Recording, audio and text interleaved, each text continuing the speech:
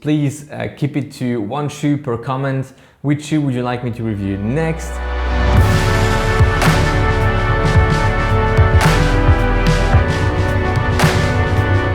Hello everyone and welcome back on the channel. My name is Alex and today we are discussing my final thoughts after about 100k, a bit less, with the HOKA MACH 4.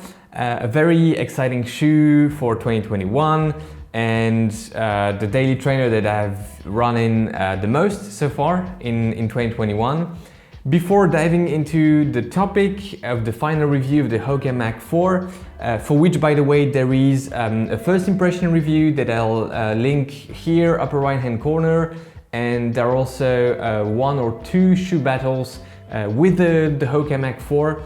One of them is against the very popular Rebel V2, including tons of data, like you all guys enjoy.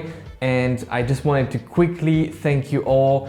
I really appreciated all your comments in the last video. It was the super battle between all the carbon shoes for Q1 2021. You all really enjoyed the very data-driven approach. There were some amazing comments and I mean, I really thank you.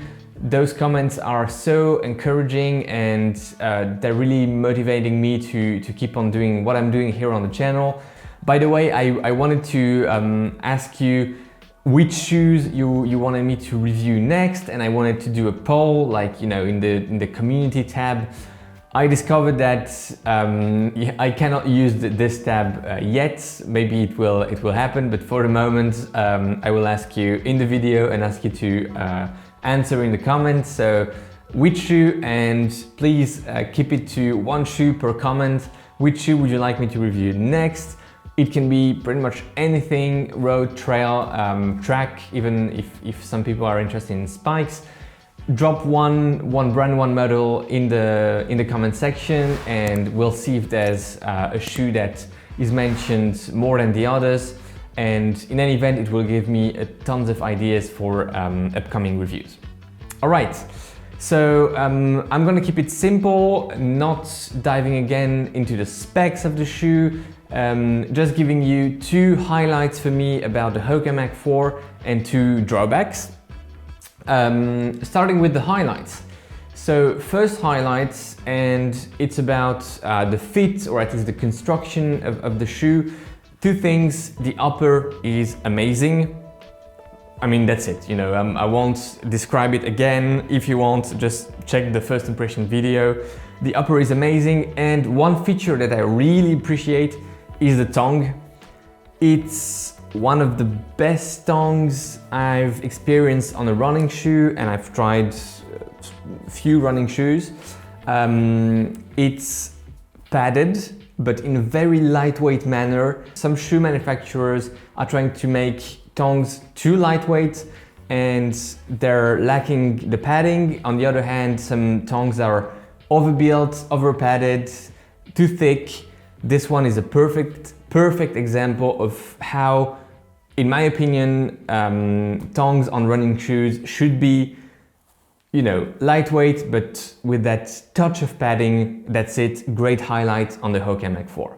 Second highlight is the combination of two layers of foam for the midsole, the ProFly sort of darker yellow at the top, and the EVA rubberized outsole, midsole outsole at the bottom, lighter yellow color. I will put on the screen right now the measurements with the Durometer scale. I know you guys really enjoyed it in the previous video, so let's have it here again, and some comparisons to see how the two layers of foam stack against other foams on other shoes.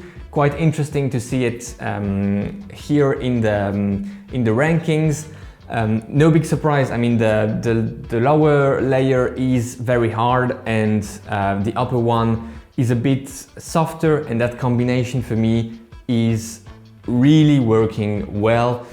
Some shoes that are too soft, too plush, would really benefit from something like this lighter yellow layer of EVA rubberized outsole. I'm thinking, you know, Rebel V2, a touch too plush for me, and that layer of outsole material would make a huge difference. HOKA nailed it on this shoe, and kudos to them. Now the two drawbacks.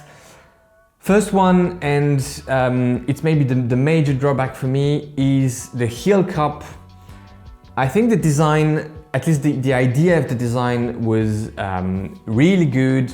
That, you know, high thing around the Achilles, interesting, works well, but the heel cup is a bit too wide, or maybe doesn't have the right geometry for my heel. That's also maybe, you know, my heel that doesn't work with this heel cup geometry, but my heel works with pretty much all the heel cups available on the market. I haven't really had this issue. It's not slippage, it's like a bit too much volume in the heel cup. So it ends up with a lockdown that's good on the upper part of the heel, but that lacks a bit of lockdown on the lower part here in the heel cup. So that's the first drawback. Second drawback, laces, too thin, too long.